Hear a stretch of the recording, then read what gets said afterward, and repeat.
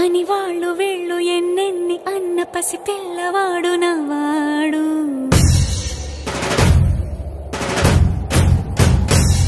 విడుముండోడు అని ఊరు వాడ అనుకున్న గాని మహారాజు నాకు నవాడు.